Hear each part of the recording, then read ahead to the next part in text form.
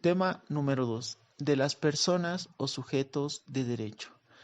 En primer lugar, vamos a señalar que no es lo mismo persona que sujeto de derecho, porque ser persona implica tener personalidad y para ser sujeto de derecho conlleva ser reconocido como persona.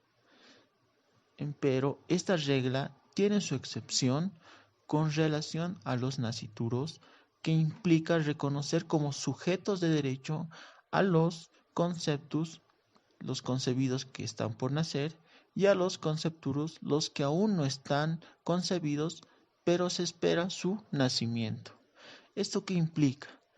Que si bien el ordenamiento jurídico reconoce que toda persona al tener personalidad es un sujeto de derecho, hay la excepción de que no siendo persona puedes llegar a ser sujeto de derecho.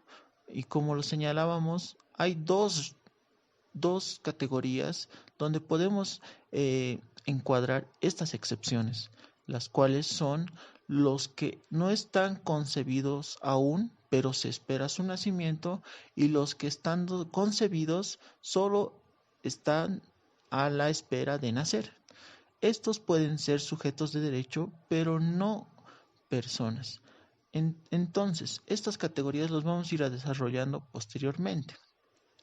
Ahora adentramos a ver qué es el concepto de persona para el derecho, es decir, tratar de encuadrar qué se entiende por persona para un sistema jurídico u ordenamiento jurídico. En ese entendido, vamos a tomar en cuenta que se es persona si se tiene personalidad y al ser persona se es sujeto de derecho. ¿Qué implica?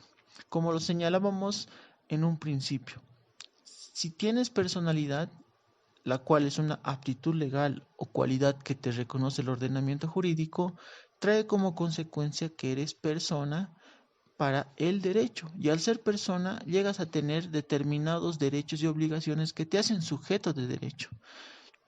Ahora, ¿qué implica también el concepto de persona para el derecho? Implica el comienzo de la personalidad que es establecida por la ley. En nuestro ordenamiento jurídico se tiene que dicho extremo del comienzo de la personalidad es regulado por el artículo 1, parágrafo 1 del Código Civil, donde señala que el nacimiento es el comienzo de la personalidad. Sin embargo, extremo normativo hecho en mención es concordante con lo que establece el artículo 14 en su parágrafo 1 de nuestra Constitución Política del Estado, donde reconoce que todo ser humano tiene personalidad y capacidad jurídica, y que implícitamente nos señala que todo ser humano es aquel ente o entidad que está viva.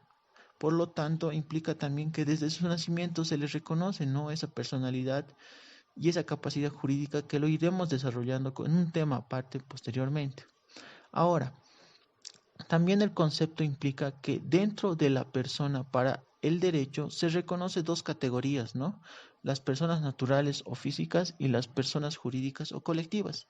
En ese entendido se tiene que las personas dentro del derecho se distinguen dos categorías. Por un lado, las personas naturales o físicas, que somos todos los seres humanos, y por el otro lado tenemos a las personas jurídicas o colectivas, que son esa agrupación, ¿no?, de personas o bienes destinadas a un fin en común.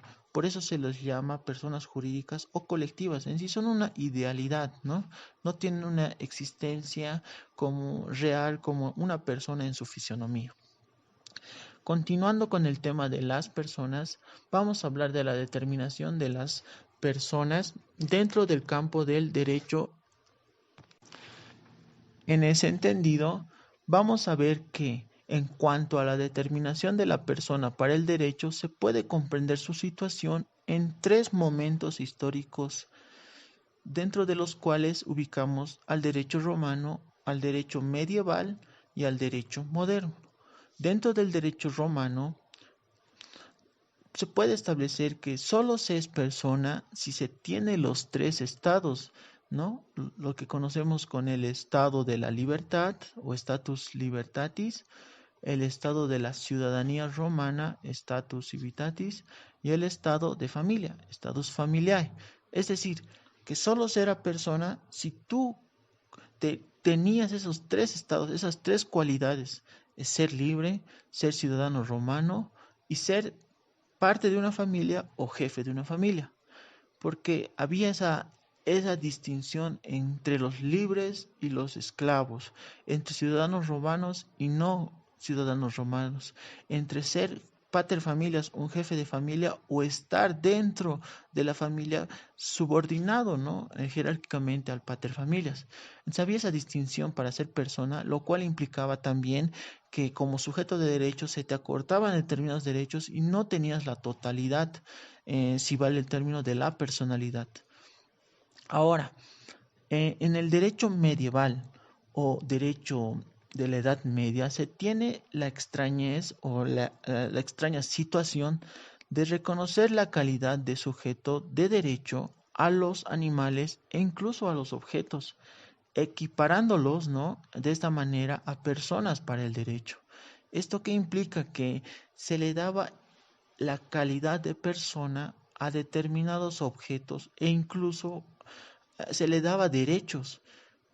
Y también, como señalábamos, estos ejemplos son muy paradójicos para el momento, pero dado que es una etapa del derecho en evolución, se comprende la situación. Posteriormente tenemos al derecho moderno o el derecho contemporáneo, donde se entiende, ¿no? Y aquí ya se habla un poco más del concepto de seres humanos. ¿Por qué? Porque se entiende que el concepto de persona comprende a todos los seres humanos sin discriminación alguna y por lo tanto gozan en igualdad de derechos y deberes en su calidad de sujetos de derecho. Por lo tanto, todo, todo ser humano, por el solo hecho de ser tal, es persona para el derecho. Y al ser persona para el derecho se le da personalidad, lo que implica ser sujeto de derecho. Con todo esto podemos englobar que el concepto y la determinación de persona ha ido evolucionando a medida que también lo ha ido evolucionando la sociedad. En ese entendido vamos a desarrollar el último punto, pero si bien este no es eh, el punto que engloba todo el estudio, ¿no? Del tema número 2 de las personas o sujetos de derechos dentro del derecho civil, pero estamos tratando de tocar los temas más trascendentales o puntos, ¿no? Que nos ayuden a poder adentrarnos a el estudio del tema número 2 que está dedicado a las personas o sujetos de derechos. Y continuando con esto, vamos a ver que tanto hablábamos de la personalidad, vamos a ver cuándo comienza la personalidad en las personas naturales o físicas. ¿Por qué? ¿Por qué naturales o físicas? Porque el tema de las personas colectivas o jurídicas será tratado en otro tema autónomo para así desarrollarlo un poco más a detalle. En ese entendido, como lo venimos señalando, el comienzo de la personalidad viene a ser desde el momento, desde el nacimiento con vida. Es decir, como lo señala el Código Civil, el comienzo de la personalidad implica el nacimiento con vida de un ser humano. Pero ahí teníamos, ¿no?, las excepciones que en un principio señalábamos. ¿Qué pasa con en cuanto al concebido y a los que no están concebidos, los cuales aún no son, ¿no?, seres humanos, sino que son una esperanza de seres humanos, como señala, ¿no?, el profesor Messineo? ¿Por qué? A ver, empezaremos con el primer punto, el nacimiento con vida. En este apartado tenemos la cuestión es ver desde dónde empieza la personalidad y qué implica ello. A ver, el nacimiento con vida va a empezar a señalarnos que desde ahí corre la personalidad del ser humano. Pero esto no era así. ¿Por qué? Porque en un principio habían dos teorías, una teoría de la viabilidad y la teoría de la vitalidad. ¿Por qué? Porque si la teoría de la viabilidad señalaba que si no nacía en forma humana, si no nacía con signos vitales, no tenía la calidad de persona y por tanto no se le podía otorgar personalidad. En cambio, la teoría de la vitalidad, que es la que está recogida por nuestro Código Civil, habla de que el solo hecho de nacer con vida no implica si tiene algún defecto de nacimiento o algo, es considerado persona, porque todos los seres humanos gozamos de una igualdad y de ser dignos, la dignidad del ser humano.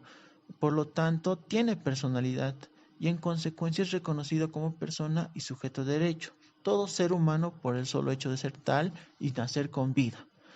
Ahora, ahí entramos al tema de los no concebidos y los que están concebidos y ver si ellos efectivamente son considerados personas. Y como lo señalábamos, el solo hecho de nacer con vida implica tener personalidad y ser persona. Pero en cambio, en estos dos aspectos, estas dos, ¿no?, cuestionantes del concebido y no concebido, no son personas, pero sí pueden llegar a ser sujetos de derecho. Por eso, en cuanto al concebido, se llega a denominar como una esperanza del ser humano y contrae su protección como el reconocimiento de ciertos derechos patrimoniales en su favor. Y usualmente estos derechos son, ¿no?, hereditarios o determinados, ¿no?, prestaciones en su favor que se le puede otorgar al concebido. Por eso habla la regla del artículo 1 en su parágrafo 2 del Código Civil, en razón de que al que está por nacer se lo considera nacido para todo lo que pudiera favorecerle. En ese entendido, todo lo que pudiera favorecerle son esos derechos patrimoniales que se le pueden, ¿no?, constituir en momento en que está concebido. Ahora vamos al que no está concebido aún. Entonces ahí nos viene, ¿no?, la duda, ¿cómo podríamos reconocerle como persona aún no concebido? Y como lo señalábamos, no se lo reconoce como persona, pero sí se lo reconoce como sujeto de derecho. ¿Por qué?